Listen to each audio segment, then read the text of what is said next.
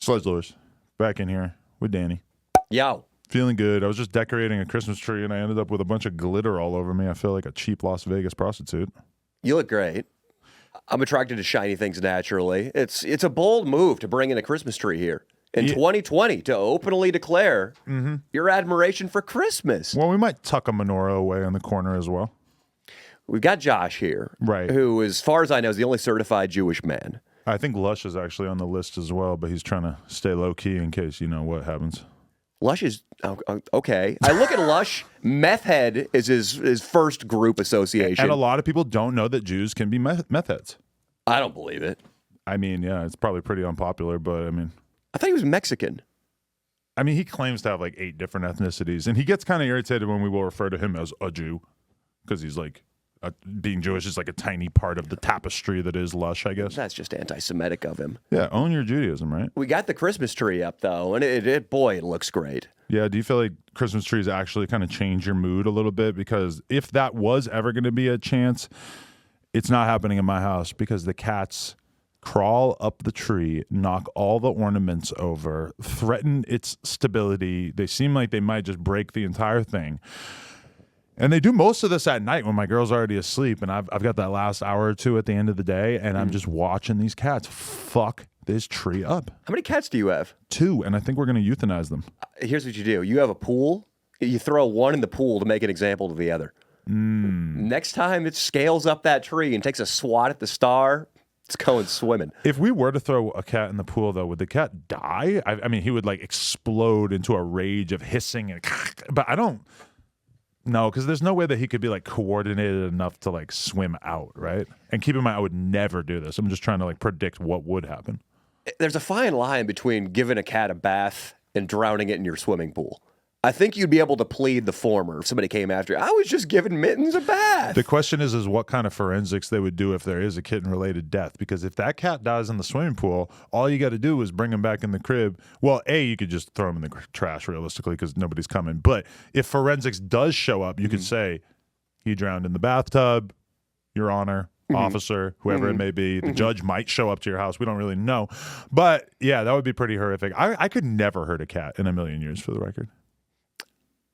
I had a bad relationship with cats. One of them swatted me in the face when I was younger. My cat, Christmas. Her name was Christmas. What age? 4 years old. One time I was talking to a hot chick at Union Square, and she told me that she had a little scar on her face. I asked her what was up with that. She said the cat jumped around the corner and scraped the fuck out of her as a young girl. The same thing happened to me, and I hated cats for about 18 years. I mean, I had a pool, and I was getting close, you know. I always had my eye on Christmas. Like, one day, bitch. Really? So you were tempted to torture her your whole life? Not torture. It would have been a quick death. You know, you're familiar with the Scott Peterson trial? No. Scott Peterson, Lacey Peterson? Who's that? Well, he killed his baby mama who was still pregnant and made cement shoes for her and threw her into the San Francisco Bay. Wow. Something similar might have crossed my mind with regard to Christmas, the cat. But I remember when I was, I think, 20 years old, I was all stoned one afternoon, laying on the floor of my parents' house. They were gone. And Christmas came over and kneaded my chest a little bit and then lovingly crawled onto my lap. 4 days later, she died of natural causes. And it was like her and I forgave each other in that moment. Well, it is kind of like your cat gets a lot nicer when he's closer to dying. Tony was pretty sweet when he was on his deathbed. Tony, your beloved cat of youth? The white cat who died. Well, I wouldn't say youth. He died at like 18, but... And now these 2 new ones, they're pieces of shit. They're far from death, and they're basically the Grinches. Well, they're the 2 Grinches of your Christmas. They're having a terrible effect on Lennon because she's getting like super allergic to them. It's fucking up her whole life. Dude, just invite me over, dude. You don't have to say anything more. I know the drill. I know what to do with these things. Okay, but when you were saying that, though, it did make me think about how I used to torture slugs and other bugs when I was a kid. That was nothing to me, that I would just dump salt all over a slug. It used to be a big hobby of mine that we had this sort of like wet, damp, like dirt area between my house and the neighbor's house. And it was like, when I think back on it, it seems like quite out of the ordinary to just have this much like dark, wet soil in this like area between our 2 houses, trees, plants, whatever. And we would go there and we would find salamanders, like infinite salamanders. Some percentage of those salamanders got tortured and killed for sure. Dude, I did the same thing. Yeah. And I'm kind of glad you're telling me this right now because I thought I was a serial killer. It's one of the markings of a serial killer. Yeah, I know, right? There were a couple things I did. One time I remember I made a paper boat for an earthworm. I put that paper boat into my pool, put the earthworm about where I thought the steering wheel might be on an old-fashioned pirate ship, and then I lit the paper boat on fire. Oh. But how is that any different than me just straight eating worms when I was in like 5th grade? Which I did. Yeah. And I was judged by the school as a result. I'm not sure what I thought was going to happen. They judged you in the sense that they said, this boy is retarded. I remember and that's the difference. I was like 11 in 5th grade and I had a bad reputation in school because I was eating worms on the playground one day. And then all of a sudden you're like, that's 11. All of a sudden one day I'm 13. I've got a dick. It functions. I mean, it functioned before, but I'm actually trying to use it all of a sudden. So you're fucking the worms before you eat them. Right. Well, I'm trying to kiss girls and shit like that. And then all of a sudden, this shit that I did in 5th grade gets brought up. Now, the sexual marketplace when you were in junior high is very easily swayed by misinformation. Yeah. Let's say. The girl who had the reputation that she had herpes when we were in 7th grade, no, it wasn't 7th grade. It was like 9th or 10th grade. That realistically was probably just as bad as her actually having herpes. Worse. And especially because when you're 15, you're going to go get a fucking STD test. Yes. You're going to come into school to prove you don't have an STD. Somehow I don't think that's going to really go over so well. Crystal Welliver in my middle school, Louis Pasteur. Well, what is it about girls named Crystal? Because I had some straight whores in my school named Crystal. It's not bad. It's a stripper name, but it wasn't a stripper name. It was her Christian birth certificate fucking name. Crystal Welliver, everybody knew, and I'm talking to everybody, from the staff all the way down to the lowliest kid in the special ed program. People knew Crystal Welliver fucked snakes. What the fuck? That was the rumor? Dude, there was the little student news program that would come on. We're announcing today that there's going to be coleslaw and pizza for lunch in the big auditorium. She had that job. And one day when she popped up on the screen, just everybody in the class rolled up a piece of paper into the shape of a serpent and mimicked putting it into their vagina. Wow. Just everybody heard that she put a boa constrictor up her twat, and that was it. Wow. That was it for Crystal. And so you have no reason to believe that it was actually true, though? I never heard one concrete piece of evidence. But doesn't that help you understand the world that we live in now, where it's like a constant battle to try to figure out what's true and what's not true? Like, yeah. I'll give you an example, is that I don't know how closely you've been following, and I'm not trying to get off of the immature school topic, but the other day, I click on Twitter on like Saturday. I see an article that says that Iran had basically gotten rid of their morality police. Now, anybody who knows about the protests that are going on in Iran, it's basically a bunch of women who want to remove their head scarves and let their hair flow freely.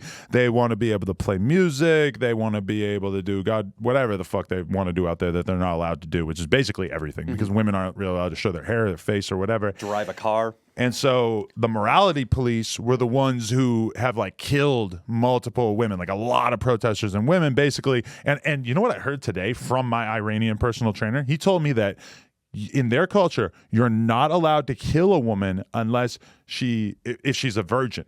So that's why they'll take these women, rape them, and then kill them. You can't kill a virgin, but they're fair game after they've been fucked. I mean, hey, doesn't make a lot of sense to me either, but apparently in their world, like my Iranian trainer who grew up in this environment told me that that's their attitude on it. Was it while you were doing dumbbell press? Bro, 3 more reps. Come on, bro. If you fuck a girl, you can kill her in Iran, bro. Come on, push it. 1 more to failure, bro. I wish you knew how close that actually is to what it's actually like. No, and I hate that I'm going to drag him right here, but he was at a wedding all weekend, and like for him, if he's gonna party, it's basically like him like nibbling on Adderall, like in his pocket, all fucking like he's just taking Adderall and stuff, but he gets hyped on it because he's Does like, he drink? He'll drink a bit and he'll like smoke, but he's like the biggest health nut you've ever seen. So he's like chiseled, but he'll like be fucking with a little bit of Adderall or whatever, and then he goes to this wedding and all of a sudden he has to stay out past 9 p.m. because he normally goes to bed super early, and he's just chewing on Adderall. And sounds like me. He's so proud to tell me. You guys are pretty similar. He's just like, I was chewing Adderall last night. I was staying up very late. It was a good time. Bro, I watched the morality porn. police can't get me. I watch a porn. The girl in no burqa, bro. I would never do this if it weren't for the Adderall. Speaking of weddings, I got an invitation. Can we talk about this for your wedding? Sure. I was thinking, like, where are we going? Carlsbad, San Diego? Maybe we're going up to Santa Barbara. All that's given as far as the location, fucking Italy. We're going to fucking Italy for your wedding. And you know what? As you say that, it occurs to me, because we haven't paid him for this show yet, right? So that's perfect. We could pay you all at once for all these episodes, and then it's like, oh, boom. It's like you fucking hit the lottery. Boom, you go to Italy. Well, you better show me a receipt from all these wedding-related expenses. I better be going over on a Concorde. I got to make sure this adds up. Have you been to Italy? You've been overseas, right? I went when I was in high school, and at first I saw that. I was like, how the fuck am I going to get to Italy? But then my girlfriend and I started talking about it. We're like, fuck it, we're going to Italy. I don't give a shit. I'm going to Italy. Complications that I feel comfortable talking about on here, because nobody watches this, is just kidding, but is because it's in Italy, so it's like we didn't invite everybody we fucking know. You know, like if it was up the street, we would probably have to basically fucking invite everybody we know, right? Yeah. Like everybody in the so like with it being in Italy, it kind of felt like, okay, we have to actually set X number of people and like actually stay within that. So she basically just gave me like a sort of number. But I felt so uncomfortable with having to make some of these decisions. Because you're basically having to like grade your fucking friend group on who you think is going to make sense all together. And I have friends from so many different swaths of life. If you go to this, you're going to meet numerous BMX riders who used to be addicted to heroin. Shout out Ryan Mills. That's one. Ryan Mills must be doing pretty well financially for himself now, because what this really is a test of income. I mean, that's what it is. It's not about who's a good friend and who's a bad friend. It's who is, it's basically a test of whiteness. Oh, yeah. And that makes it even worse, because then it's like there's other people that you maybe would want to invite, but you know 100% that they can't afford it. What is it going to cost to go to Italy? I have no idea. If we book it in advance, I say minimum 3 G's is what's going to be spent on this weekend. I mean, flights. I'm not going to act like I have any idea what's going on. But my girl. How much is a quart of milk, Adam? I don't know, maybe like $4. That's just a question. That's my guess. What is it actually?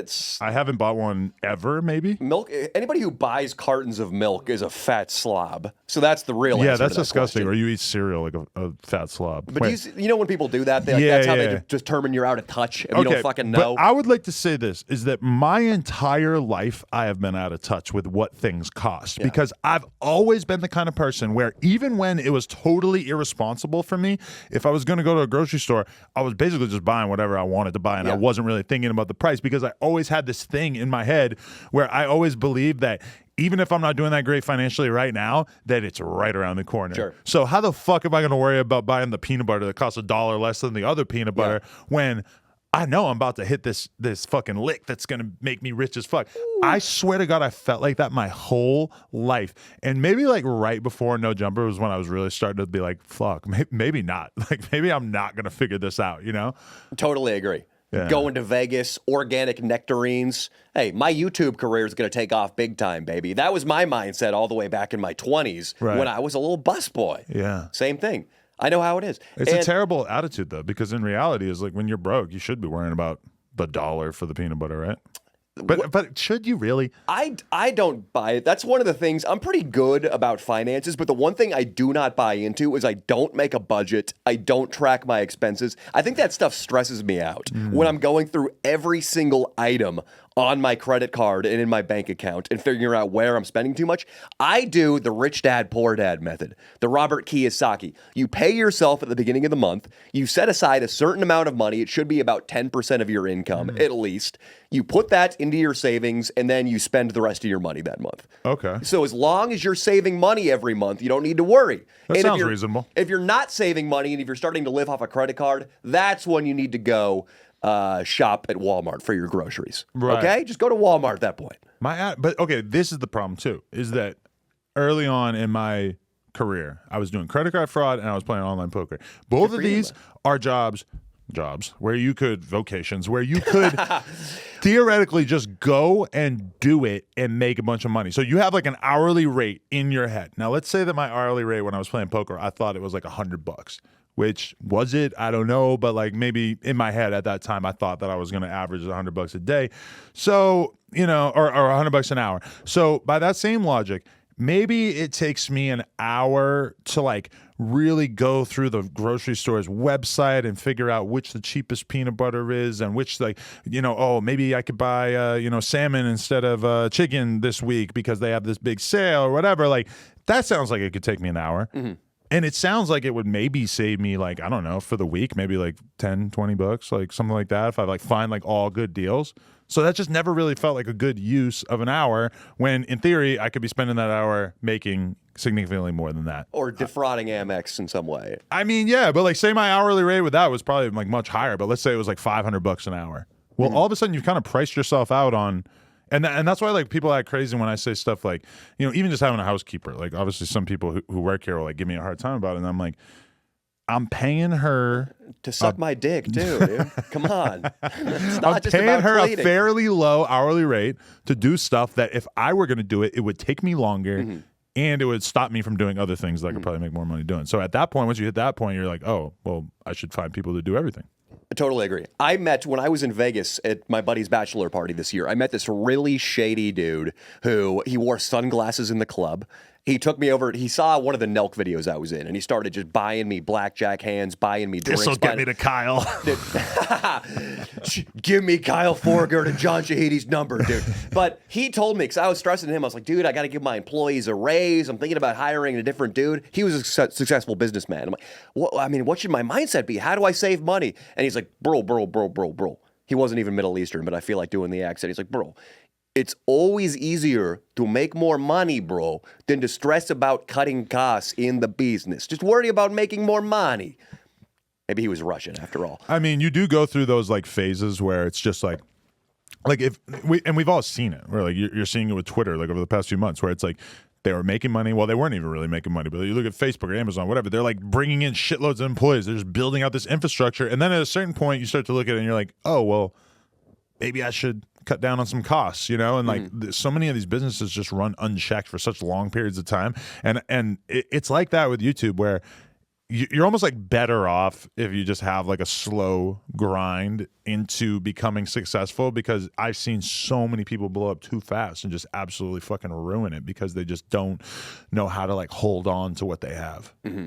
YouTube in particular, because you know YouTube, you can, not naming anybody in particular, have less than zero talent and somehow be getting 1 million views a video. Like if you go into Walmart and you tell the security guards to fuck off and you vlog it, there's a chance that video could hit 1 million views and you could be the next it boy on the platform making absurd amounts of money. But okay, let's do this. How about this, Danny? Let's talk about this. So the YouTube vlogosphere, when we look at it, and this is like, I would hate for you to do this to me with like Joe Rogan, but I'm going to look at your videos and compare them to a Steve Will Do It, rest in peace, who now exists on Rumble, or a Salim, or a fucking Danny Duncan, or whatever. You have like a whole prototype for this thing of like dudes who do weekly or bi-weekly vlogs, whatever, and they're like super high production quality, and they're young, and they're hanging out with hot chicks, and they're doing like all this stuff.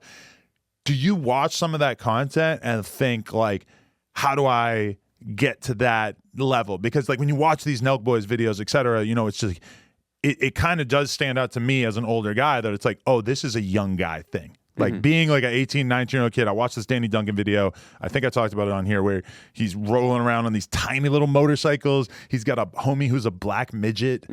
And it's just like, oh, like you're a young, handsome guy with a ton of energy, and you've completely curated your entire life to basically like be good for making content.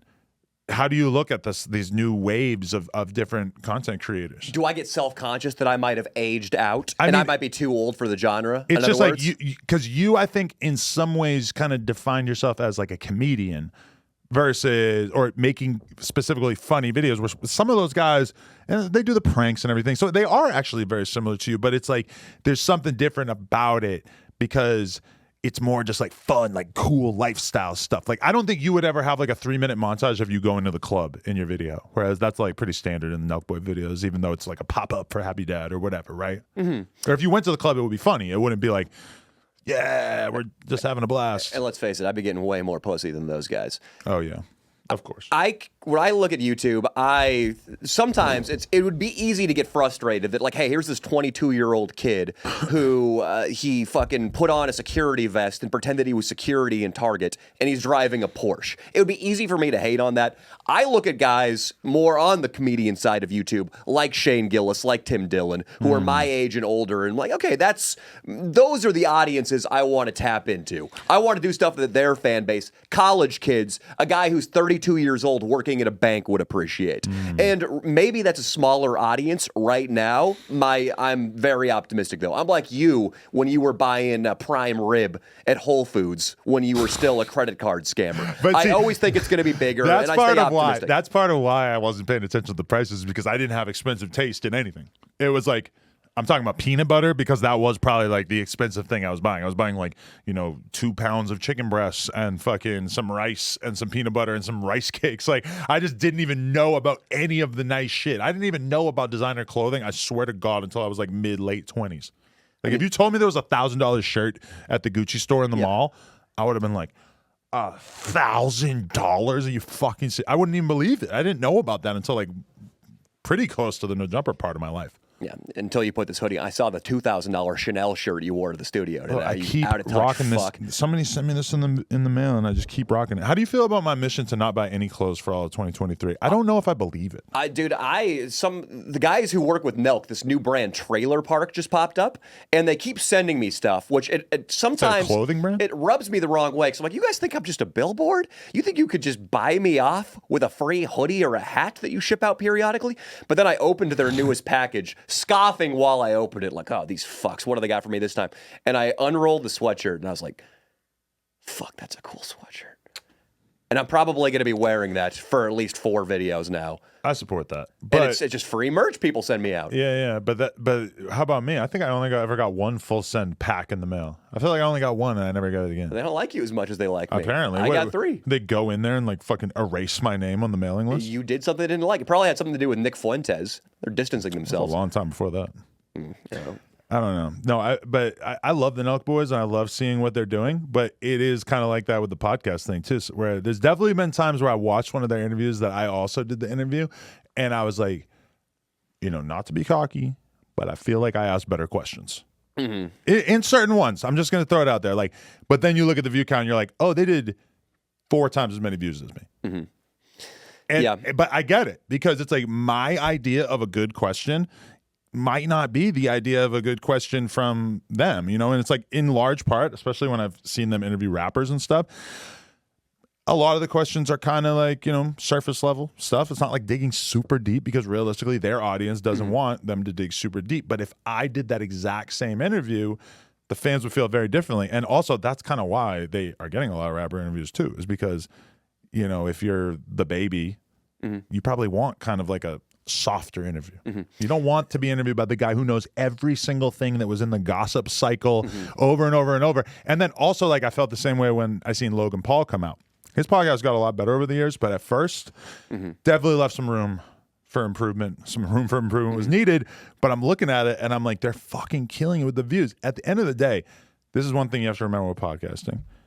The fame level of the narrator is pretty much the biggest thing. Joe Rogan has the biggest podcast in large part because he's basically like the most famous fucking guy on earth. Yeah, Nelk can do no wrong.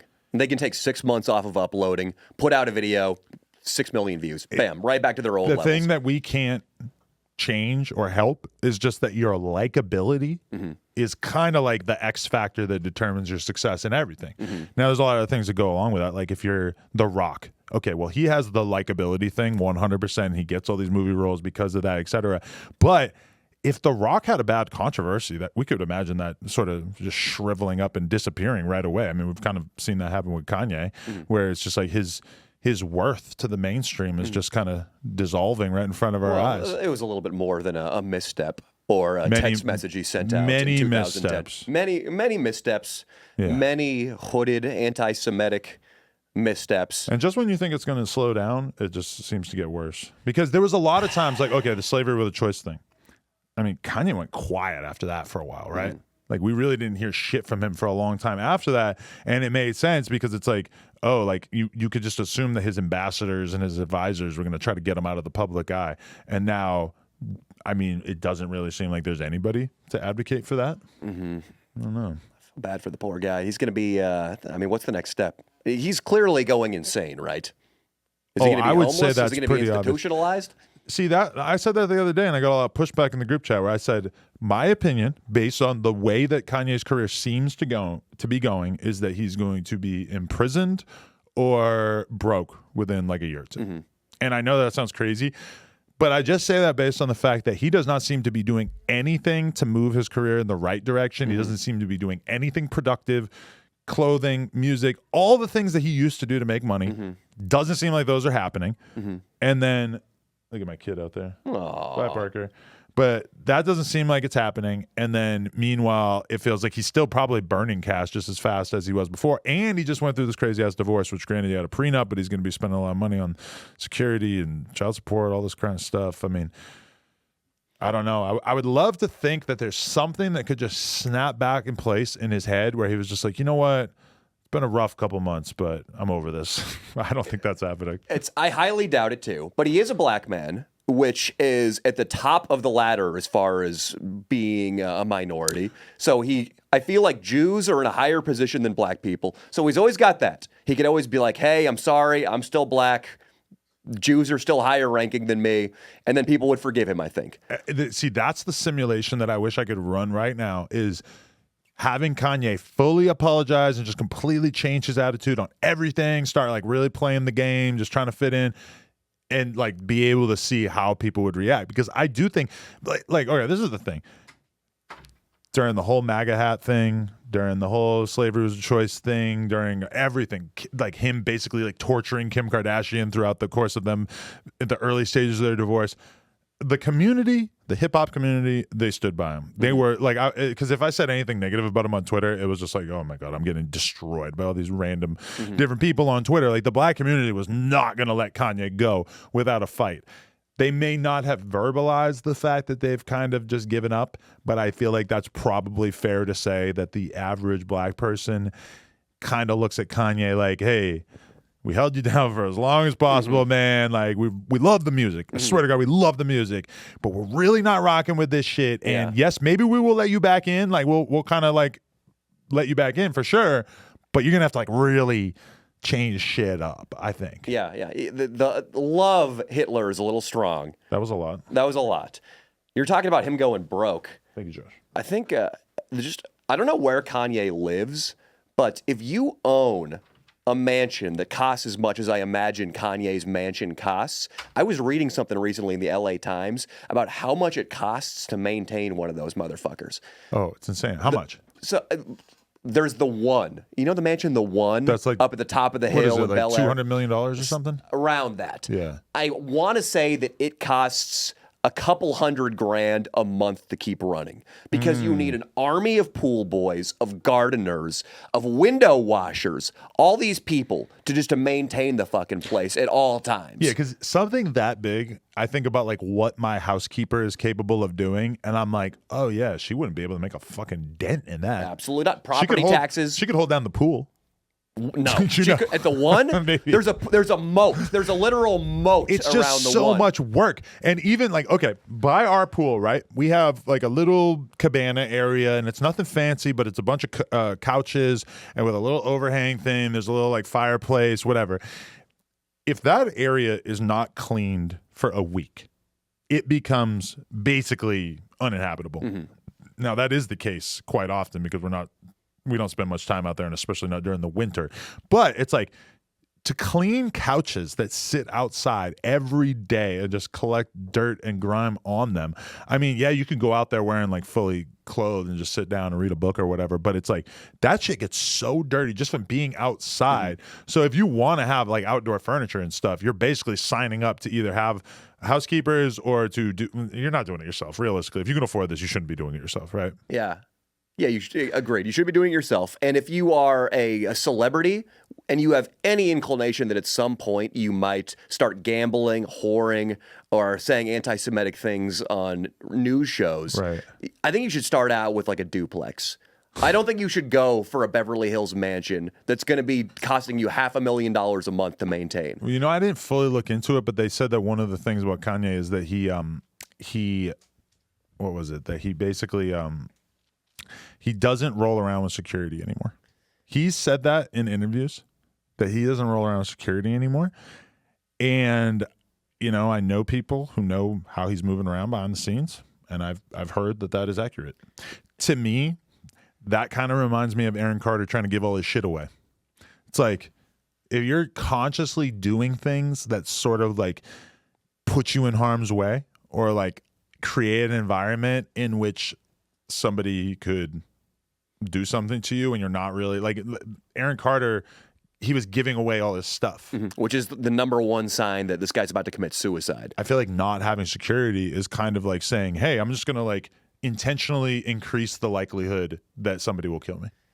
Basically, he's committed a metaphorical suicide with his career. Well, but Clearly, he has some sort of death wish. And he's running around with Nick Fuentes, too. So it's like, okay, put a fucking target on your head. Every Antifa, crazy-ass liberal in L.A. is going to probably want to kill you, too, right? Yeah, he came into my girlfriend's restaurant, Kanye, and he was just charging his phone. Not even the table he demanded to sit at, he loves to be seen, was in the foyer of the restaurant. It's not even back on the patio or deep in the restaurant, a little bit private. It's where everybody filters through to get to the place where they're going to eat sushi. That's his thing. He wants to be seen. He doesn't care about security. I don't know what's going on with the guy. That's crazy, too, because I don't think there's a lot of, like, Jewish killers out there. But if there were, for sure you could think that something might have already gone down, right? A Jewish assassin. I imagine they have a throwing star shaped like the Star of David. It's perfect, actually. Imagine somebody got him like that. Remember what Clue? Colonel Mustard with a candlestick? You could use a menorah as a bludgeon. Or just burn him.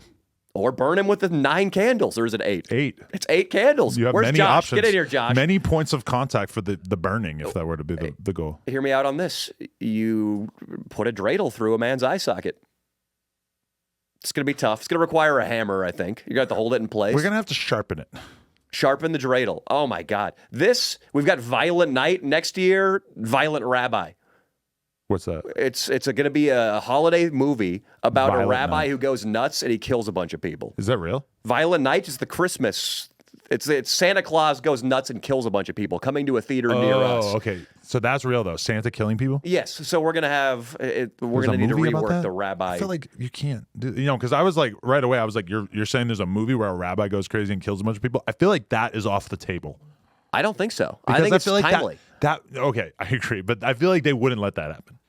What if Any negative depiction of a Jewish person is taken as a real affront to all Jewish people right now. But right? it's heroic. Maybe people are pushing on him, and maybe where's Josh? Oh, he's not in here right now. Right. I'm thinking, but maybe he's watching TV. Kanye pops up. Like the Nazis did good things too. Maybe a guy shows up at his synagogue with a pistol and gets stopped at the last second. Maybe he's tired of getting accused of controlling the media and banking system when really all he does is run a kosher deli. Right. And then this guy just fucking snaps one day and he starts killing people who are proven anti-Semites with Jewish artifacts. He beats a guy to death with the Torah. I think you clearly have a future in this business. That pitch would go over so well in Hollywood. You know about the Overton window, right? What is it?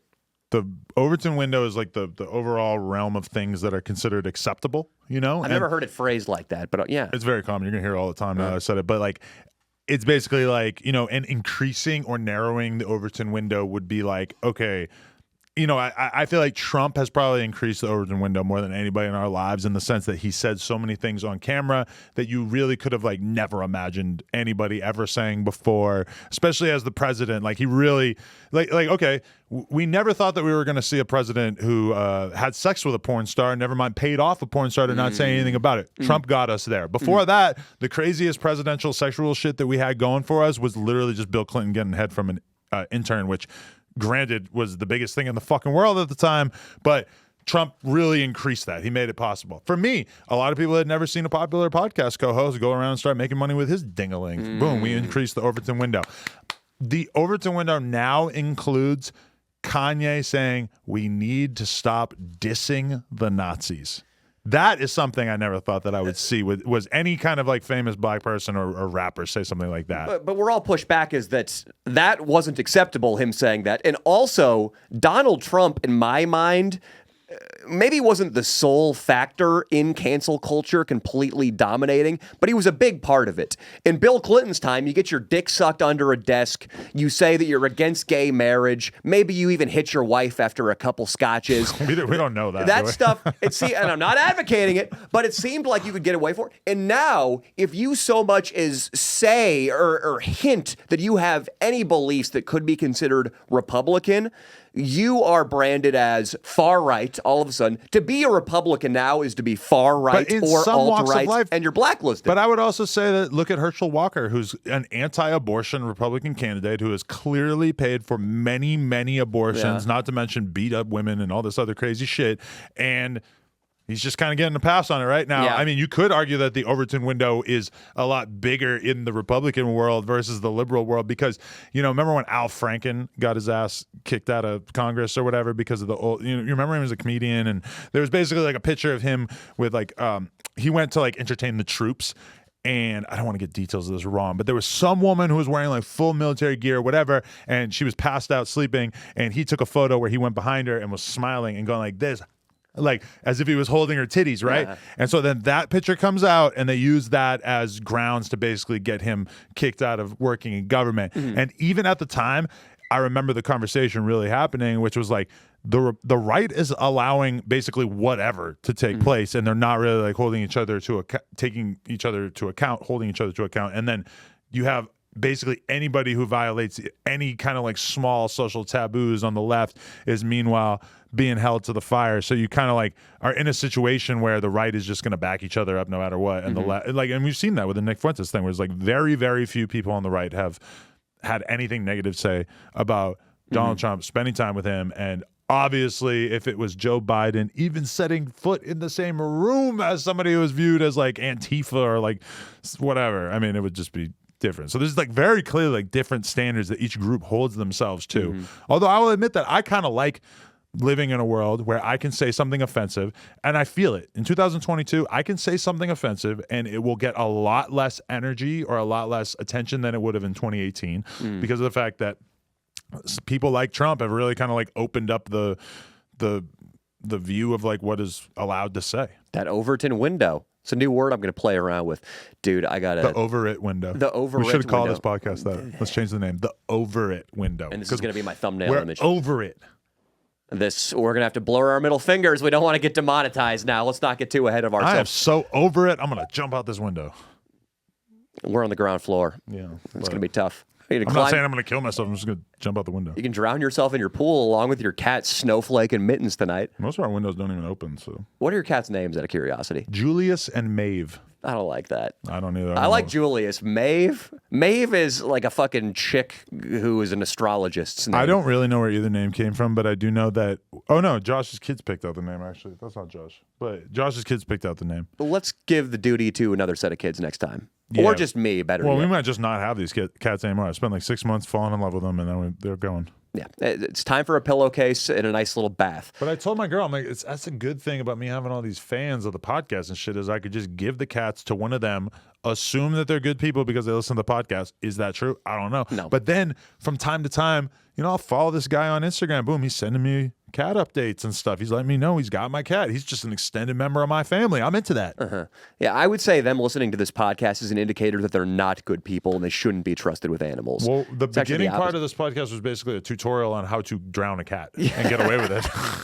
Us bragging about how the government wasn't going to do anything about it. Anybody commenting favorably or liking this podcast should not have charge of an animal. I got some shit to show you and tell you about from this weekend. I would love to, but first I just want to ask you how you feel about the episode that came out last week, which is actually the same. It came out like 2 hours before we're filming this, where we interviewed Destiny. How did you feel about it? Did you have a good time? I thought we had a good time. I had a great time. Yeah. Yeah, we did 2 podcasts that day together. The first one, shaking off the rust a little bit, getting the yapper loosened up. And then when Destiny came on, I thought it was great. I think we had a sugar high, then a sugar crash that might have taken effect later in the episode. But he's so stoic that he just like kind of refused to admit that the sugar was having any kind of effect on him. I like that he played our game, though. At first, he seemed a little bit too cool for school, but then slowly, he started nibbling on a blue Smurf. Because he started nibbling. Started back in the blue. And started back in the blue. That was an important breakthrough. And then, sorry, take one drag of your clove cigarette, not marijuana. What the fuck is that? Okay, he did the poop talk. I thought that was important. That was important. Yeah. We talked about poop, and he went with it, and he acknowledged that he doesn't normally get into that because his content is a little bit more highbrow, but he acknowledged that the poop content was cool. And then what I really liked was at the end, you could tell that he was like dying to ask me all these questions about sex. Just as like, oh, I'm talking to a person who has like a lot of data about what it's like sleeping with a lot of different women. And he just sort of realized like, oh, like I could ask him sort of like empirical data-driven questions, which I was very happy to be involved with that. Although we probably could have got further with it. You guys had a good talk. What I wanted to ask him, and which I didn't, and I sort of regretted not asking him, I wanted to know what his sexual plans were for that week. I wanted to know what he had lined up, where he was going to have sex with it, and what kind of sex he was going to have. I don't know if he would have let us in on the full list of what he had planned, but when you think about it, he said that he's been in trouble for cheating even within the context of his open relationship. Yeah. So, I mean, maybe that's like a specific girl that his girl said that she didn't like him hooking up with and he still did it, or just he didn't tell her about a specific girl or whatever. I mean, it feels good knowing that because that's a real sign that like intelligentsia pussy really exists. Because he's not exactly, you know, LeBron James or anything. He's like a pretty small white dude with a big old brain on him. And apparently the women are flocking to him, which is nice to know. Yeah. That hey, you could be a shrimpy little guy. All you got to do is get really, really smart, and they're coming. And also famous on the internet, I guess. It's nice to know, isn't it? I think we already knew that. I tell people, a guy was in my Patreon live stream You recently. get rich, smart, and famous, and they fuck you. Yeah, absolutely. Or damn it. Basically rich or famous, one of the two will work. But it's nice because women have the cop out. Like women can solve all their problems instantly by marrying rich. Right. Men can solve all their problems instantly by getting rich. And you always have that to fall back on. You can do it, well, I guess the one is a little bit more admirable than the other, getting rich as a man. But yeah, it's the great eraser. It's the great equalizer, And knowing that he got married to like a super hot 22-year-old little streamer anime hot. chick. Yeah, She's pretty hot. Yeah, and I think he was probably cleared to fuck because I listened to one of his shows and he said as long as he's on the road, that's when he does most of his fucking. So it was probably maybe there was an orgy even after we got done interviewing him. He had a long day here. And he seems like he has the work ethic. You know, he holds it down on stream for 10 hours a day. Oh, dude. So even if he was doing podcasts for like 10 hours, I'm sure he had a couple hours of fucking. But see, that those are the things I would like to know about Destiny is like, if you meet up with someone to sleep together, how long are we talking? Because he's on stream for 10 hours. I do like hour-long podcasts. I'm just wondering, like, do you go for length even when you're like having this sort of one-on-one encounter? For me, a lot of my hookups are anonymous and at truck stops, so it's brief. For him, though, do you think there's this really overbearing intellectual angle? Like, do you think he's reading from Nietzsche while he's making love to these women? I don't think so, but I feel like what's more likely is that he enters into this like animalistic state where his eyes just become completely white and he just enters like Dragon Slayer, Wolverine, fucking rage mode, Destiny. Like when I have memories of having sex on meth and just being fully like gone for hours, just fucking. I figure that's like his normal sexual experience. A lot of noises. It's just a full animal, yeah. And do you think this would be really corny, but it's possible? Do you think he has a sign-off line or a climax line, better yet, that involves the word destiny? Like, I'm about to give you a pearl necklace. It is your destiny. Oh! No, he goes, now who's got a girl's name? As soon as he nuts. That is a common refrain from his fans. He says it really sassy and flips his hair back and He's just sort of trots away. I would love that. I hear a lot of stories about YouTubers making girls watch their content as the YouTuber fucks the girl.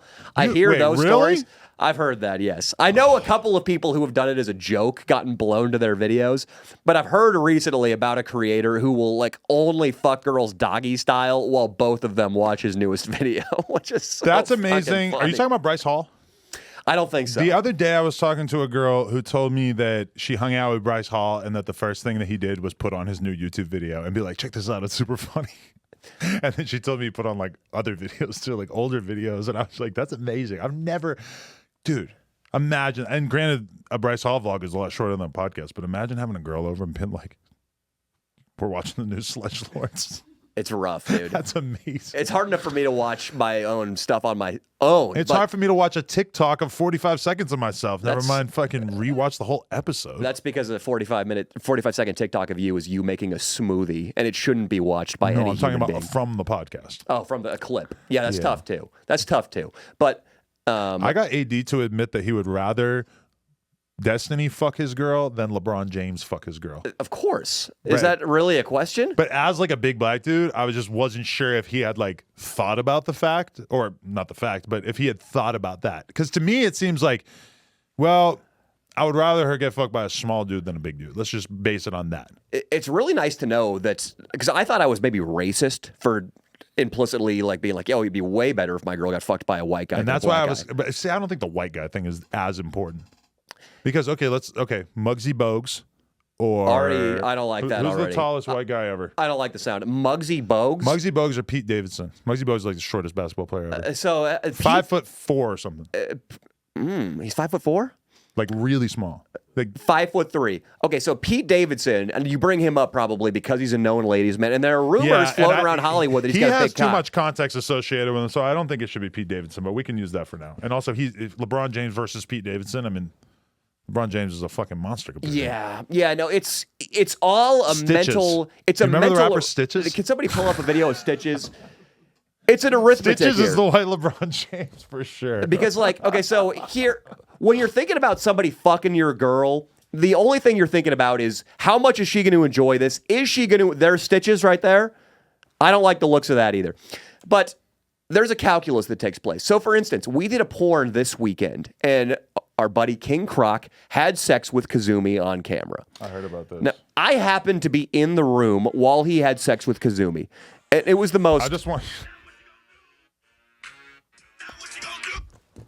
Ah! Oh, it switched to a famous Dex song. I'm going to take that as a notice. What you going to do with it? We're not going to talk about Stitches. Okay, keep going. I watched this man, and... All your friends can't get boners.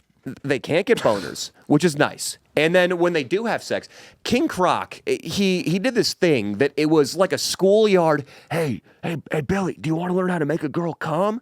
Yeah, boy, would I. You just got to do a come here motion and finger her G-spot while you're massaging her abdomen. He did that. He did that for the first couple of minutes of the encounter. Like, hey, Kazumi, King Croc did that to Kazumi. I got a move that's guaranteed to make you come. He was hitting this. He was hitting that. Telling that And it you was were filming it? We were filming it. You were in the room. I was in the room.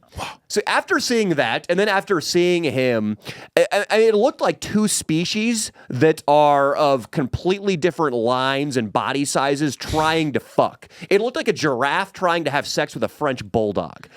Like that, I can see that. King Croc, he's got a big penis and he's black, but I would much rather my girlfriend have sex with him than even one of the better looking white staff members at No Jumper Studios. Yeah, but that's because you've just seen King Croc completely strike out as a dick smith, so you know that he's not going to be able to pleasure her in any way. I'm just saying that it's not all about cock size and skin color. So we've established that. But, I mean, King Croc really is basically like a different species than Kazumi because she has a body that was created by a surgeon in many ways. And he has a body that has been created by mostly fat food and butter. And also... I say fat food? I should have said fast food. Why did it come out wrong?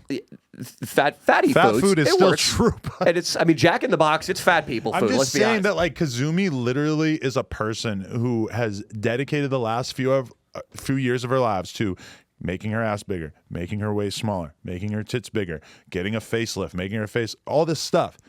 And she was already a pretty young, attractive girl to whatever extent already. And then you have King Croc, who literally is just day by day shoveling sticks of butter down his throat, trying to look worse. And alcohol. And he, most disturbingly, he injects himself with testosterone he purchases in Tijuana. Are you serious? I'm serious. What the fuck? And he doesn't work out, which really begs the question, why are you wasting your time and money? Are you joking? No. That's just doing steroids. You know that, right? Yeah, it's very strange. It's like... if he's on the juice, I want to hit up more plates, more dates, and let them know right now. We need to run his blood work. It would be... The technician would kill themselves. Whoever drew the vials, like, this guy shouldn't be alive right now. Yo. I have lost faith in my profession. Because, all right, you know what's funny about that is that injecting that testosterone into yourself while not working out and shit is basically going to do nothing to like increase your physiology, or it's like very little. Yeah. But then meanwhile, what it is definitely going to do is make it so that your body can't produce testosterone on its own once you stop doing it. It's a disaster. Yeah, it's like the stupidest idea I've ever heard. It's so getting big and in shape is like what, 90% the work you put in and maybe 10% diet and supplements. Okay, but steroids are not like other supplements. Steroids are so powerful that it is kind of like you can barely work out and like kind of not eat that good and still blow the fuck up. But that being said, like I mean, I've seen him in person many times, and I've never thought like, oh, you look like someone who's got more testosterone than the average guy. Yeah. Yeah, it's insane. It would be like us buying a bunch of microphones and podcasting equipment and then not doing a podcast. Right. It's almost equivalent to that. Exactly. And then film the podcast and it's just us sitting there. But okay, so you're saying that he was doing this whole little ceremonial finger bang thing, and he was talking himself up, like saying that he was really going to be able to fuck her? Yeah. And had you seen his dick before this? Yeah. And it's big? It's a big cock. Okay. And so then he fingers her for a couple of minutes. Did she seem like she was getting into it, or was she laughing and like... I mean, Adam, she had made love to a man 12 hours before that, and she literally was telling us she had to hurry up because she had another scene an hour afterwards. After this scene? Do you really think she was getting lost in the ecstasy of King Croc's fingering technique? No, but porn is acting, and a lot of these girls are really, really good at acting, like they're enjoying it, even if they're pretty clearly not. When's the last time any of you even saw a chick get fingered in porn? I don't think I've seen that. Oh, they do it all the time. You're skipping through, so you don't see it. But there's like a moment or two of finger. You know, it's probably really. Yeah, I mean, well, listen. I'm not trying to doubt you. Even if there's not fingering on camera, off camera, there's probably some fingering, right? Getting the vagina ready. You don't want the first thing going into the vagina all day to be a big ass dick. Eating out. Is that happening on every scene, or are some guys a little squeamish about it? I don't know. I honestly don't know if they're all doing it. But I would say that a large percentage of them are doing it. Because, all right, think about it. As a porn dude, like if you're trying to fill up like a 30, 40-minute tape, like when people click on it, yeah, they want to see 40 minutes worth of footage. Now, you know that in reality, almost everybody's like skipping through it. But so if you have 10 minutes of the girl gyrating around looking sexy and 5 minutes of you making out and you're fingering them or whatever, it's like, even if the people don't really want that, it's like a lot easier on the actors, I would say, to like just kind of include all this stuff. And plus, it's like, you know, the girl looks a lot different when she's like modeling in a bikini and like twisting around in front of the pool than she does when she's actually getting fucked. So it is nice to have that as well, right? Mm-hmm.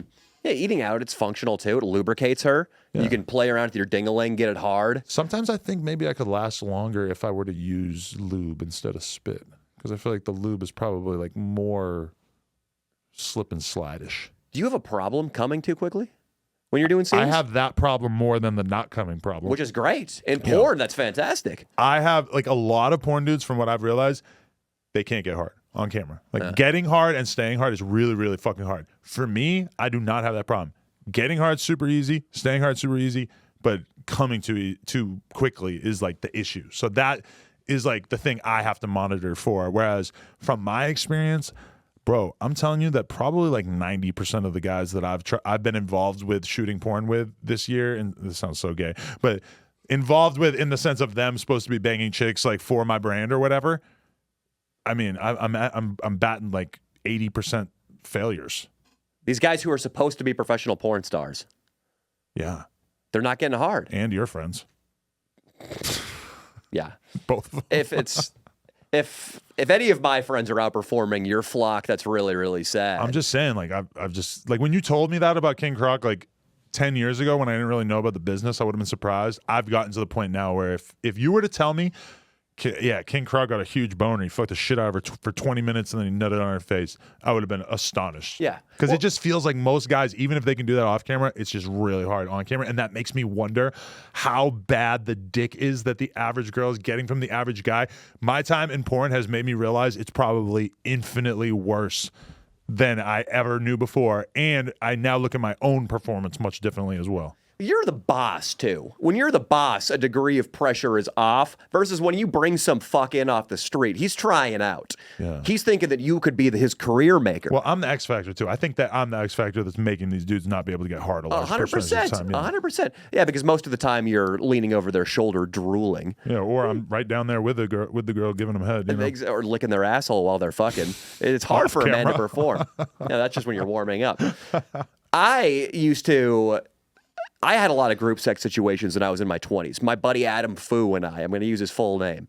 Adam Foulad. He's a real estate developer. It's not a big deal. Foo's gone wild. Foo's gone wild. Yeah. Him and I would have all sorts of double team scenarios and double penetrations. And I never had any problem getting hard because I felt comfortable. I was in a scenario I was in control of. But if I had to have sex with the same amount of people in the room, on camera, bright lights, I would be so fucking uncomfortable. Most people, if there's another person in the room, the only thing they can think about is the other person. For some reason, that doesn't really happen with me. I feel like me and the other person are on the same team. When you first started, though, was it different? You could get hard. But I used to fuck in front of people, like, whenever possible anyway. I was always trying to fuck chicks with my homies. When you pull up on your BMX bikes? You know, like the types of chicks that are fucking BMX dudes are actually the types who might get gangbanged, it turns out. It's really... That never really bothered me. I actually kind of always thought that was cool. Chicks who get gangbanged? No, like gangbanging chicks with your homies. It's the best because when you have group sex, it becomes less intimate and awkward and more comedic. And I find somehow the idea of a woman debasing herself to such an extreme amount that she would be down for that. Yeah. There's something hot about that. Yeah. Okay, I totally agree. I know what you're saying. Okay. It's like you and your buddy, in your heads, you're like, we're so badass, we got her to completely violate the feminine moral standard. Right. But she wanted to do it so bad that she was willing to do something that realistically in almost every walk of life, besides porn and even in porn, you would be judged extremely harshly by. Let me tell you a story from back in the day, and let me tell you about my conflicting views on it. So I wish I could tell you their names, but I had one friend. Let's call him Cody. Cody had this chick. He was always fucking her, whatever. And then we had another friend. Let's call him Brian, right? And so they see this girl that Cody had been fucking with at the bar, but she's kind of flirting with Cody and Brian at the same time, and they're friends. These are both homies of mine, right? And so they end up taking her back to the house, and Cody fucks her, comes on her face, and then Brian basically just walks into the room and starts fucking her too, and she doesn't skip a beat because she is so down. She doesn't mind at all because she had kind of made it clear at the bar that she's into both of them. I'm hearing about this after the fact because somebody took a photo of Brian on top of her fucking her, and he looks like a fucking a raccoon because his eyes are lit up. They're white because it was taken in the dark. But then in our group chat at the time, we think this is the funniest thing that has ever happened. Just the fact that we have a photo of our homie fucking a chick with our other homie's nut on her face. Everybody's acting like this is the funniest thing ever. I'm not gonna lie, I thought it was pretty hot. You liked it? I wish I was there. I wish I was the third man. Yeah, not necessarily in that order, but this is a long time ago. I would have definitely, I would have been all up in that. Speaking of, would you have licked her face? No. I don't think he did either, hopefully. Speaking of raccoon photos. You know who you are, Brian. My buddy sent me a photo of him from his college days, and it's him bent over getting his ass eaten by a chick while that chick's getting fucked by another guy on their wrestling team. While another dude on their wrestling team looks on, and he's fully erect, but his erection's only 2 inches long. Wow. And I saved that to my camera roll. I will keep that until I die because, hey, that woman is in the middle of what you're talking about. There was a girl. Social suicide. There was a girl in high school. Let's call her last name began with P-E-N. Dude, I fucking outed Crystal Welliver for fucking a boa constrictor. You did, and I'm changing the name up right here. But her name began with P-E-N, and let's say her first name was Christine. We took her last name and we changed it to Penetration instead of Pen blah blah blah. You know, so her name throughout high school was Christy Penetration. She was super down to get fucked by whoever. It was fucking crazy. And I remember one time, this is just the most natural thing on earth. I remember one time I had some homies. They're at a party and they're both fucking her, right? She's sucking one of their dick and the other one's fucking her from behind. This is at a party. This is 2002, so people don't have cell phones. They definitely don't have cameras yet. So you could do something like this at a party and there wouldn't be a fucking video of it, which is pretty fucking shocking when you think about how much society has changed. Anyway, The one homie steps back for a second so that he can fucking drink his beer or whatever. And while he's doing that, her dog runs up and starts just aggressively eating her vagina. Now, they told me this story at the time, right? And you know how it is with these stories where it's like, they're trying to keep it low key. They don't necessarily want her to know, whatever. And, you know, one night, years later, I'm at the bar in my hometown and I see her and she's like, so Adam, you got money now. You're going to buy me a drink? And I go, I'll buy you a drink if you admit that that dog ate you out that night at that party. She's like, what the fuck is wrong? I'm like, just admit it. I'm like, I just want to know if it's true or not. She's like, you're really going to buy me a drink? Mm-hmm. Yeah. Really? And then she admitted it to my face. You'll yes, buy me a vodka my Cabernet? dog ate my pussy. And I'm like, this is the best $4 I've ever spent in my entire life. I just paid you $4 basically to admit that a dog ate you out. God. The Because beauty all of those years hometown I kind bars. of thought that my homies might have just made it up, right? Because it's like, maybe it didn't really happen, but it like almost happened and they kind of imagined that it did or whatever. And the beauty of that is And it was so long ago that I can't even remember if the dog fucked her or if the dog ate her out. I wish I knew because the fucking part would be a way better story, but I can't remember. If it fucked her. It was so long. It was like 20 years ago, dude. I'll tell you this, man. Any dog that snaps to that quickly, that's not the first time that dog's done Shouldn't it. a dog know not to do that to his owner? Like I don't Unless feel he's like been trained. I don't feel like we have to worry about Ralphie doing that to Lena. Ralphie, your doodle. My doodle. Hopefully not, unless Lena has some extracurricular training activities going on when you're here. And if I walk in on her doing that, Ralphie's dead. she's dead. That's not. Daddy's really going to kill Ralphie. Don't to turn quote the this Christmas into story. a den of bestiality. It's just, you always have to monitor that situation. Somebody told me once that if you ever see a chick on the street with a big old dog, the girl's fucking that dog. You know? And your dog is a pretty big dog. Someone really told you that? Like they Somebody wanted told you? me that. It was this guy, I want to say his name was Casey Ice Cold Uscola, who was like a disgraced MMA fighter who was a real redneck and real drunk all the time. And I think he told me once, it was like 5 a.m., the sun was coming up and we were getting hammered in a garage. He's like, Danny, you ever see a girl walking down the street with a Malamute or a Great Dane or a big German Shepherd? She's fucking that canine. Wow. And you know what? That's one thing that Mr. Ice Cold Uscola said that I stand by. You know the way that the Republicans think, or the QAnon people think that the Democrats are all raping children? Yeah. I think the women are all fucking dogs. I am right there with you. And if you disagree with me, cancel culture. I can believe whatever I want. You can. It's your truth, as Oprah would put it. Adam, I want to piss right now, but I got to tell you the story that has to do with dogs, has to do with cancel culture. I was so fucking fired up about this last night. I'm going to take a quick piss because I just took down a large coffee. Danny, okay, I got a fucking tidbit for you, right? Well, hear me out. Look, I'm going to hear you out of me. Let me just tell you this first. Brain's getting This readjusted. is a post on the No Jumper Instagram. It's been out for 4 hours, 84,000 likes. Apparently, people are gravitating to it. California principal penned suicide note on Facebook detailing strained relationship with his wife before jumping to his death at Disneyland. Now, there was a photo that I actually saw on Faces of LA or some shit on Instagram that was a photo of this body laid out at Disneyland. It was edited out, but I fucking sent it to my girl just basically to say, like, we're supposed to go to Disneyland in a couple of days. This is pretty crazy that this happened. But then he left this note that I'm going to try to speed read for We you. got to back up real quickly. If one is going to kill themselves at Disneyland, the Matterhorn? Parking garage? I don't know. I think you got to jump the Matterhorn. Maybe off the roller coaster on Space Mountain. Probably tons of options. Space Mountain's nice too, because you know how when they do the firing squad, they blindfold you? It's literally like Disneyland for suicide options. It's great. It's beautiful. Okay. Well, listen to what he said, though. Disneyland is Disneyland for pedophiles, for people who want to kill themselves, a lot of things. A lot of things. People who like mice. Chris Christensen, and apparently somebody who works at No Jumper, this was their principal in school. I'm not going to call them out because they're not the most publicly facing employees, but that's fucking insane. He wrote this on Facebook. I hate when people leave this earth with so many unanswered questions, so I hope this provides some insight and perspective. This is my wife, Marlena. Yes, you heard me correctly. Most of you don't know this, but we privately married 3.5 years ago. Marlena and I love and adore each other, and our relationship has been amazing up until recently. Unfortunately, 2 weeks ago, she and I got into a heated argument at home in front of the girls.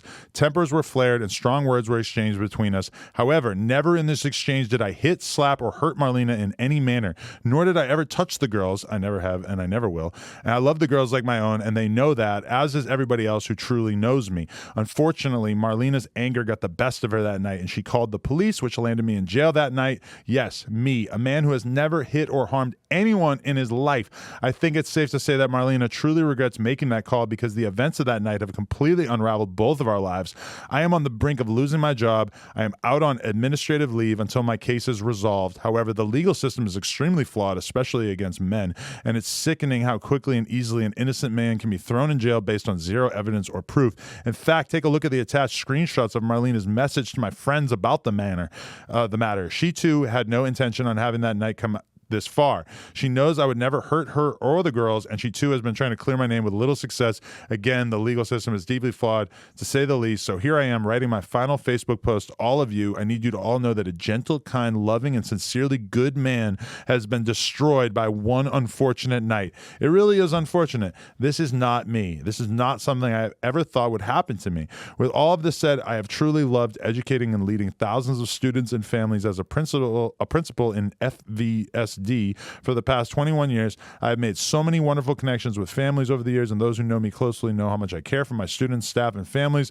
Please remember me for all the good I brought to the world of education. To all my musician friends, blah, blah, blah. There's so much more I want to say, but I'm going to spend the rest of today reaching out to those closest to me to let them know how much I love them. This is not an ideal way to go out, but at least I get a chance to say some final words to those who love and adore. Take care, everyone. Please, please, please be kind to one another. Treat each other with kindness and grace. There's too much anger in the world, and people need to start treating each other better. What I've showed you above is prime example of how anger can really have a long-lasting, extremely damaging effect on a person's life. All I got to say about that is that is the most polite suicide note ever, and never at any moment did he even show any anger to the woman who apparently made false allegations that have apparently ruined his life. And I also want to say that he takes care to mention that he never hurt his kids. Mm-hmm. So maybe that was part of the allegation, was that he abused the children as well. Because you can imagine how that is played out. Like, they're taking him away from his kids and his wife, and it's going to take months and months. And I don't know though, bro. Like, you killed yourself when you have children. That's a lot. My favorite thing was that he takes time to thank his musician buddies. I want to thank Fishbone on the wash tub, Moo Moo on the triangle. He sounds like he's retiring. I wish he would have gone retiring. down the list. He sounds like he's retiring from a gig that he had for a while, when in reality he fucking killed himself in front of a shitload of normal fucking people walking around. Here's what I think, dude. I think it's symbolic of a lot of what's wrong with America. He kills himself at Disneyland, which screams to me a man who refuses to grow up. And granted, this is a fucked up situation. He's being accused of, at the very least, domestic violence, maybe something involving the molesting or harming of children. Right. But dude, things are going to go wrong in your life, and you can't just climb up a fake papier-mâché Matterhorn and jump every time that happens. And he said in that post, he said, see attached screenshots. Now, I didn't see the screenshots because they didn't screenshot that on the No Jumper post. But, bro, let's say worst case scenario, that happened to me, that my girl made some kind of insane fake allegation against me. I mean, you're going to be all right. Yeah. Like, it's going to suck. You're going to have like a really bad year. Probably you should separate from this woman and no longer have anything to do with her. Realistically, if she would lie about this one time, she might lie about it again. Yes, a lot of your friends probably are going to write you off in the short term, and maybe at some point some of them are going to come around and some aren't. We've all been canceled to varying degrees. Now, granted, this is like a much more extreme version of canceling than most people ever have to deal with. But is it really? No. You're not even a fucking public figure. You're a school principal. Exactly. You divorce this lady, you hopefully get some sort of custody of the kids, and you go one school district over and start anew. There's a couple thousand people on Earth who know who you are. Less. For him? We don't even consider YouTubers like successful at all until they have hundreds and hundreds and hundreds of thousands of subscribers, right? I mean, this guy realistically could go one by one and state his case to every different person in his life that he's ever fucking known, explaining what happened. That's part of the problem when you're famous and you get canceled, is that there's all these people talking about you, there's all these people changing their mind about you, and you don't have any real recourse. You can't, this doesn't scale. You don't get to have a conversation with every single one of your fans, you know? Yeah. With this guy, it's kind of like, it's crazy to see him having such a positive outlook and attitude on it while also making a decision that really seems pretty extreme and insane, right? That was the suicide note of a very mentally adjusted person. The guy, basically everything he wrote in there, be like, oh, this guy's on the mend. This guy, except for the splattered body at the bottom of the tower at Toontown. And what about the screenshots that he posted there? Why not post those and not kill yourself if they're so incriminating? Why not post those? Let everybody know that you're lying. Maybe. How about this? If you really want to go viral with like making it clear that you're not guilty, make a YouTube video, make a fucking TikTok, and tell the exact story that you just told, minus the killing yourself part. Show all your evidence. It's going to get millions of views, most likely. If I had to guess, a shitload of people are going to be fascinated by this story, the same reason it's viral right now, without you having to kill yourself. I mean, you could have cleared your name in many ways. And if anything, doesn't this kind of do the opposite? Don't you feel like the killing himself thing almost makes it more likely that he was actually guilty and that he figured that if he just did this, then boom, it's like discussion closed. And also, it's like, oh yeah, what was Mr. Wilkinson accused of? Pedophilia. How did he kill himself? He rammed his bumper car into a 5-year-old at Autotopia. Okay, no, he was a pedophile. But you hear about that all the time. There was a guy a couple months ago who fucking jumped off of he was some super rich investor. He jumps off a building. He worked at a hedge fund or some shit. He jumps off a building because he got accused of child molestation. Doesn't that mean you think 100%, oh, he did it? Well, he's guilty as sin. Why the fuck else would he kill himself? Yeah. This guy wrote the incredible Was it the Toys letter. R Us corporate building? I don't know, but the letter, there probably isn't one anymore, right? Didn't it go away? They're gone. But like, think about this. Like, without the letter, he looks 100% guilty. So you throw the letter in there, but I mean, anybody could write a fucking letter. Anybody could, like, we have no reason to believe that letter, right? What are the odds that this woman gets harassed brutally by people all over the world for the next couple months, and then at some point she releases her story, her version of it, and it's totally fucking different than the way he just depicted it? I don't know, maybe. It's possible, but again, she's not a public figure, so how hard can you even harass somebody like this? Oh, yeah, right, but they do it. Like, you could be like a doctor at a fucking hospital and fucking Libs of TikTok starts talking about you, and then all of a sudden you're getting harassed like crazy, right or wrong for forever. When I got canceled for the fat phobia stuff, people were calling into my girlfriend's college and trying to get counselors and administrators to kick her out of the school. Yeah, your girlfriend's college is amazing. That's insane. There's like so many layers of separation. My homie's dad was in a documentary basically at one point because he was like a local like court-appointed lawyer, right? And there was like a documentary that came out on Netflix that was basically like, look at how this kid got screwed. His lawyer is fucking garbage. His lawyer let him do this, this, and this. And like, meanwhile, as this documentary comes out, because it's like 20 years after the story or 10 years after the story, his dad is like dying. And meanwhile, my homie and his fucking brothers and sisters are all getting flooded with fucking hate mail based on what his dad did in this documentary from 10, 20 years ago. And then meanwhile, at the same time, his dad's dying of fucking cancer. I'm pretty sure his dad already passed away. Yeah. There's a lot of fucking weird shit that can go on. That's why, like, you got to do everything you can to make sure people don't make a documentary about you if you're involved in like a horrific crime. Imagine what I just drove by the Hammer Museum in Westwood, namesake Hammer family. Army Hammer. Oh, yeah, You think people are still visiting that motherfucker? Because that documentary, pretty damning to the legacy. Yeah, but if anything, when you watch the documentary, you're kind of like, oh, his family didn't really fuck with him and didn't really do much for him. Like, they didn't really have a whole lot to do with him, right? Yeah, they were busy molesting their own women. Well, and then because they're all a bunch of sick freaks. Yeah, that made the whole family look fucking terrible for sure.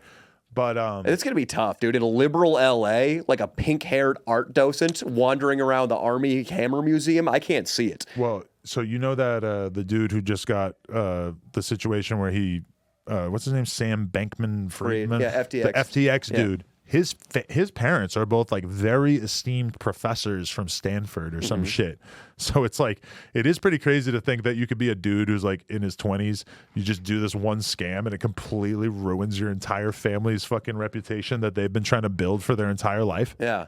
I heard though that he's already back giving speeches and people are already sort of forgiving him. Yeah, I don't know why they're like just giving him a fucking pass. Because, well, the propaganda, or not propaganda, the theory is, the conspiracy is the word I'm looking for, that because he donated massively to the Democratic Party, you can get a pass on anything, which is partially true. Unless you're Harvey Weinstein, it didn't do enough them in his case. But you know what's fucking weird? I haven't looked into it at all, but there's like 4 crypto billionaires or 3 crypto billionaires who have been killed or died in like mysterious situations over the past like couple weeks. And I haven't looked into it yet, but like the dudes in the No Jumper group chat are very much like convinced that I don't know, the Illuminati is, or whoever, like some mysterious group is like teaming up to kill all the crypto billionaires. And it does sound pretty weird if this is all true. Well, here's the deal with crypto. Crypto is a way to escape central banks and government control of finance. The thing about our currency is it's constantly being inflated, so the government can control how rich or poor you are based on the rate of inflation at any given time. Pretty soon we're going to move to a digital currency, and the government here, much like in China, they will be able to track every single one of your purchases all the time. Bitcoin is a way to get out of that system. It's not dictated by any central power. They can't determine what its value is. So I could see it being, like, for instance, the Chinese Communist Party declared that Bitcoin is utterly worthless and banned it. Right. It's because they're afraid of it. The European Central Bank just formally declared that Bitcoin is on the out, it's going downhill, it's going to be worthless, don't invest in it. While at the same time, they're working on a central bank digital currency for all of Europe that's essentially Bitcoin for the European Union, controlled by the European Central Bank. So yes, the people in power are afraid of Bitcoin. Right. They're afraid of cryptocurrency. So I could see them trying to prevent its spread. Who does the spread, or who does like the existence of crypto billionaires threaten? China. No. Yeah. Just random people who are not even from China. I'm not buying it, bro. I'm going to need a way more compelling explanation. It's fucking China, bro. I read about it on Reddit. It's just like when somebody starts to, like, when their argument becomes like they want him dead, and there's not any pressure at all to be like, who's they?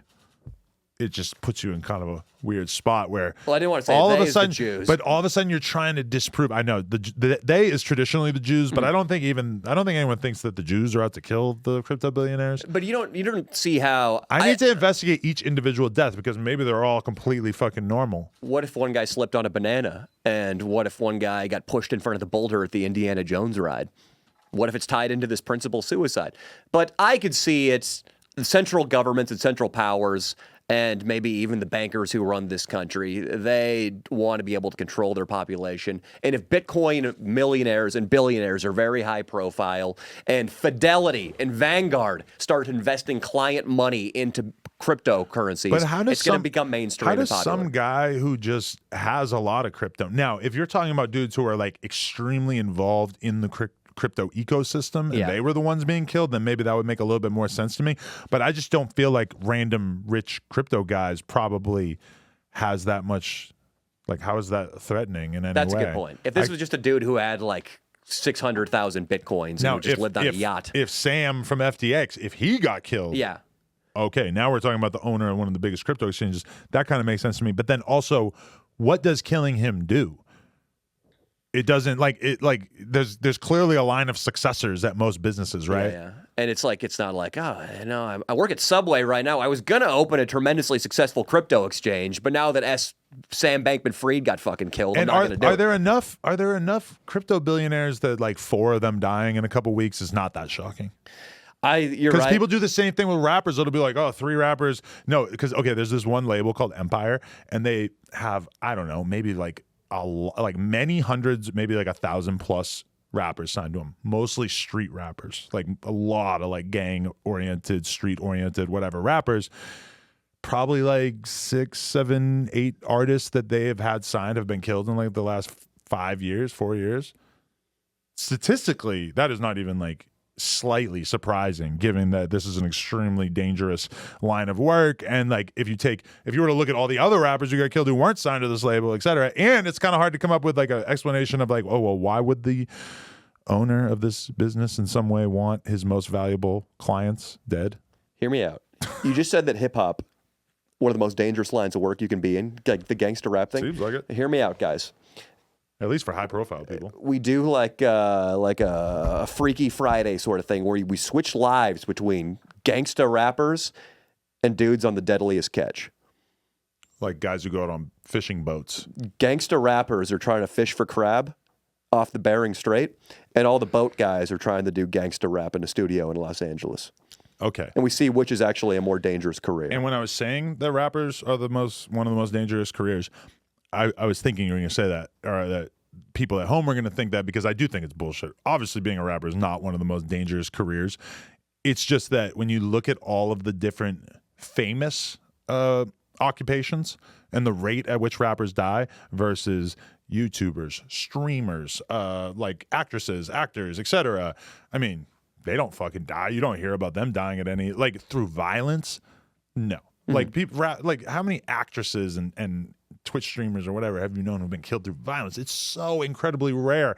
Meanwhile, in rap, it happens all the time. Now, this is like a particular type of rap. Now, it's a super popular type of rap, but if you were to look at all of the conscious, like, if you were to take non-gangster rappers and put them in one category and look at the rate at which they're dying, it's like unbelievably low.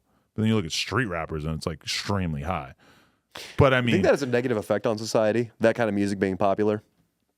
You think that trickles down to the audience too? Yeah, and I've gotten a lot of shit for saying this, but my opinion is that the more familiar you get with drill music and gangster rap in general, the more impossible it is to argue that it doesn't cause violence because it so clearly is directly related to a lot of stuff. But then also, if you just look at each like famous rapper who got killed and all these specific scenarios, it's like it's not that they're like at fault in most of the scenarios, but they're just like blatant, like violent exchanges that realistically are happening in large part in situations that wouldn't happen to a fucking non-rapper. The non-rappers just don't attract this kind of attention and aren't in a lot of these situations. You know, Takeoff just got killed.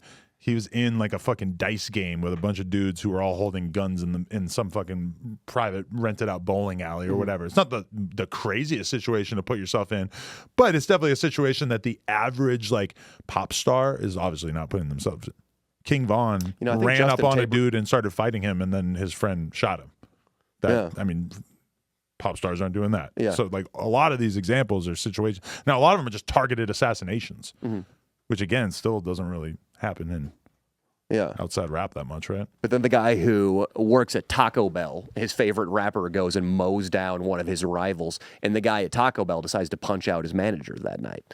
It's that trickle-down effect, dude. It's fucking dangerous. Well, I mean, I grew up listening to gangster rap and loving it in large part because it like kind of like justified or at least was like congruent with my feelings of anger towards the world in general. And then, like, so the gangster rap, if there was a guy who was a Crip and he was talking about mowing down some Bloods, you would take that anger and apply it toward the guy who did, like, a better Smith grind on a 6-stair handrail than you. That kind of thing. Or no, like, I would think Who's your BMX rival? It would be more like I'm the Crip and the ledge is the Blood. Oh, wow. So That's very productive we're shredding the ledge instead of our enemies. Beautiful. Now, I had no enemies. But if I were to, it would have been a great way to avoid the whole violence aspect, right? Yeah. And you would do a drive-by, quote-unquote, on a gap in the San Fernando Valley. I'm going to do a drive-by on this handrail. Bam, dude. I'm actually curious, like, who your fucking rivals were at the skate park or the BMX scene, and like why? Like, what could this guy do? Did he have a better gyro on his bike than you? But it wasn't competitive like that. You know what? All right, this might be a good spot to end on. But you've seen Kids, the movie? God damn it, Danny! You need to see Kids. Kids by Harmony Korine. Okay, what happens in it? Amazing movie. It's basically just like the life of a lot of young skater kids who are living in New York in like 95, I think, 94. Like it was just like what the lifestyle was like at that time. And there's a really amazing like storyline to it, which is basically like, you're going to have to watch it. But in this movie, when you see like this culture of what it was to be, and it's such an incredible document to like understand skateboarding at that time, I think too. I skated in the 90s, so I love that. You would love this. I can't believe you don't know about it, but because it was so controversial and so big at the time. But when did it come out? 96, I think. So wow, that was a pretty quick retrospective on the skating it was scene. Like, because I just remember my mom seeing it when I was in like 6th grade and being like insanely upset because it was so fucked up, and that like my mom was like really upset about it. But anyway, there's a thing that Harmony Korine said when I was watching this documentary about his career on Vice that came out the other day, and he was talking about that movie, and he was saying that in the 90s, there was a real desire as a skater kid or just as a young person in general that you just wanted to disappear. It wasn't like it is today where everybody wants to be famous. Everybody wants to make content. Everybody wants to be a YouTuber. A lot of these skater kids, when you actually look at like how they live their lives, what were they doing? They were hanging out, smoking weed, trying to get laid, chilling at the park in New York, working on their skating. But it's not like they're like filming. They're not like skating in the way that kids are these days. Where like trying to get sponsored and shit like that. Like trying to get an iPhone clip. They wanted to disappear. Tag the local that's skate how shop. Harmony Korine put it, and I thought that was a brilliant way of describing it. Because when I think about how my mentality was throughout my teens, my mind was not on like making something of myself through my hobby at all. My goal was to like move to a fucking city, and just like it took years and years for me to get into the idea of like, no, I'm gonna have like a creative input or output that is gonna influence the world, and that's going to be how I define myself. I think that there was very much like a 90s attitude where you didn't want to stand out and you just wanted to blend in and disappear and just be able to like escape your parents and just do your own thing. And that's something that I feel is like extremely uncommon with this new generation now. How you've changed. I've changed, but society has changed. Now you don't have a private moment. You're TikToking as you take a shit. Yeah, but I feel like I don't put up that much of my private life. I put out these little glimpses that make people feel like they see a ton of it, but in reality, I could be hanging out with my family for like 3-4 days. Yeah, but even that, it's like, then that's me painting a version of myself to the world that is actually occupying this tiny percentage of my time, and I'm monetizing it. But this is not the 90s perspective of, let's just fade away. Let's blend in. Should we even upload this episode? Let's go 90s. Certainly no TikTok clips. We can't blur anything. But the people who were successful throughout that time period were the people who realized what the game was going to be in the future. When you look at Blink-182, Blink-182 were super controversial because they had the gall to try to make catchy pop hit records at a time where it was like really uncool to try to be that. And I remember like thinking that they were fucking losers when I was in high school because it felt like they were trying too hard to make hits and shit. And now when you look at it, it's like, oh yeah, Blink-182 knew exactly what the fuck they were doing. They realized that ultimately this shit was all going to be a competition, and that, you know, if you fucking win the competition, you can just monetize it for the rest of your fucking life. Yeah, they still imagine what they're getting paid to go to a festival now in 2022. But because they were ahead of the curve, and they even had Tom DeLonge and Mark Hoppus were cute, good-looking guys. They had Scott Rayner or some asshole on the drums who was just an alcoholic who couldn't keep. They're like, get the fuck out of here, dude. Yeah, but Travis was the GOAT. They said that the Travis like completely changed that band when he joined, in a way that like I don't think the average person like thinks of a drummer being able to have that effect on a band, you know. But from what I've read in his biography and shit, is like, because he really is like from a different fucking planet drumming wise, and especially at that time, like he joined the band and like everything changed. Like people knew that they were dope or that they had potential, and then he joined, and like I feel like he maybe doesn't always get his just due for like how important he was to that band. He's dope because all the songs are pretty much the same. It's the same 4-chord progression that's become infamous. Yeah, it's just dun dun dun dun. That's every single song. It's all right to tell me all the small things. Same chord progression, but what makes Blink-182 valid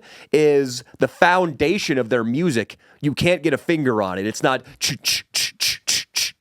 it's changing, maybe not time signatures, but it's like the ocean is moving underneath this house. It's sonically like sleeping on a waterbed. These things that are so conventional become fresh because the rhythm section or Travis in particular is just so fluid, and the fills and the constant, no beat is straightforward.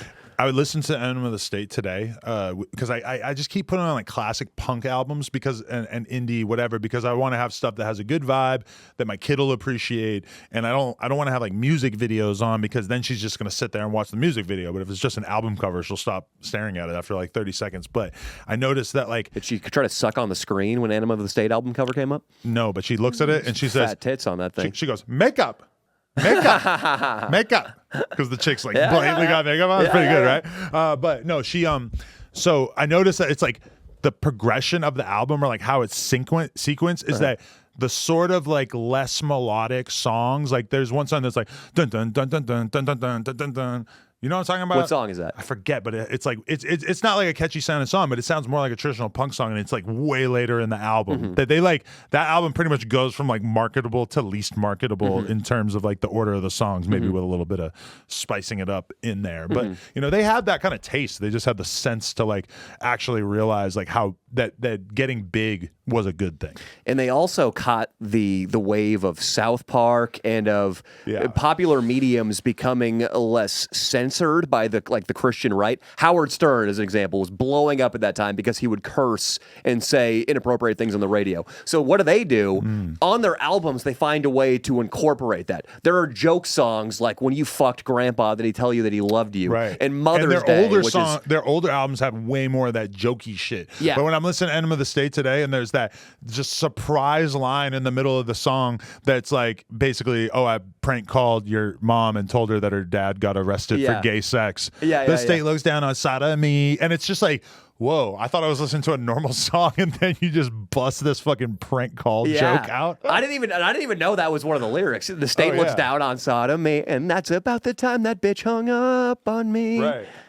Fucking Blink, dude. And when you think about that, it's like, this is the same period of time where like Eminem is blowing up. There was just like a big appetite for that kind of shit. Dude, and it's like, we were listening to an Eminem record when we were in Houston this weekend, and we were just saying like, dude, you fucking couldn't do this today. Like, I don't know how he got away with this. Like, every song is about killing his wife and calling people fags. Yeah. That's almost every fucking song. It's a real American. Like, that's a proper fucking from Detroit, blue-blooded, hard-working background. But if you and I said in casual conversations the shit he says against a beat, we'd be like, oh, this podcast can't air ever. Right.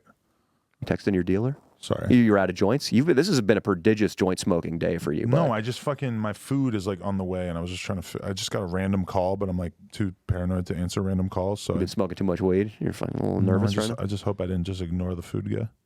Or maybe some sort of federal agent based on, remember you were worried about how much gay porn we were watching on my YouTube video this week? Remember that? Yeah, we were watching a lot of gay porn. Do you think that we've like done enough of the like trying to convince King Croc to become gay thing? No. He basically is gay if he couldn't get hard for Kazumi. That's a good way to look at it. And he kind of like, I haven't been able to talk to him. He like skipped out on a shoot we were going to have this weekend. So he might have had a cigar guy moment. She's good for that. Oh my God, that's the common denominator is Kazumi. You hook up with Kazumi. You go AWOL. Yeah. Fuck, dude. Cigar guy, he was out. You fucked her. How were you able to Totally fine. You didn't feel your brain didn't go haywire that week after doing it? No. Pretty much totally normal. Damn. You think he might go AWOL? That's amazing. If so. Dude, who fucking knows, dude? I don't know. Did he seem embarrassed that he couldn't get hard? Dude, he was able to get hard, but every time my cameraman Nico came into the room, which I don't blame anybody for losing their wood when Nico gets near them, but that's when he would go limp. So I don't think it was the camera. It wasn't that he just can't sexually perform. He might have been a little drunk. I don't know. It's just, this is becoming a thing where these poor porn stars are just having bad sexual experiences put upon them by Danny Mullen. It's bound to happen, dude. It's a beautiful thing. It's I mean, it becomes comedy sex when you're having sex with King Croc. Yeah. And as long as the money's there, who cares? I mean, if anything, your vagina is getting less mileage on it because it's getting penetrated almost not at all. Right. So there are upsides to it. She got fingered, which might have felt nice for a minute or so. Yeah, really. Is that how she got paid? By getting fingered? Yeah. It's pretty good payment, sure. if you ask me. Yeah, I actually didn't even give her the rights to the video. Wow. No, she's on it right now. If you want to see King Croc have sex with Kazumi, that's on her Instagram. Right. I do want to see that. Do you want to see me getting arrested this weekend to go on? Yeah, but I feel like I have to piss now, and that this might be the end of the episode. Or do we want to watch this? It's 26 seconds. So wait, you're gonna play it on the screen? We're gonna insert it onto the screen? Check this You'll out. edit it in. Yeah, All right, check cool. this Let me out. see it. Hands up, don't shoot. Hands up, don't shoot. Come on, guys. What did we learn in 2020? Don't shoot. What did we learn? Don't shoot. Breonna Taylor, George Floyd, Deshaun Watson. Say their names. Say their names. Let me get a picture, Danny. Do you have credentials? Absolutely, sir. Cleveland Browns security. Full crowd. No, it's not bull crap. Sir. Okay, what actually happened there? Well, we went and did fake Deshaun Watson bit. We had a guy dressed like Deshaun Watson. Who is that? He was accused by about a billion women this guy, okay, of getting yeah. hand jobs and massage or tried to That make guy those was circum- supposed to be him? Yeah, he had the right costume on. Was that Beetlejuice? He's 5'6", this man, not 4'2". Okay. However tall Beetlejuice is. And oh my God, that'd be incredible if we got Beetlejuice. But yeah, we went over there. I had fake credentials, fake Cleveland Brown security. What was it like getting arrested? How long were you in there? I was cuffed for probably maybe 3 minutes, Oh, so which is you a white man. You was got far too much. arrested in the YouTube sense that you.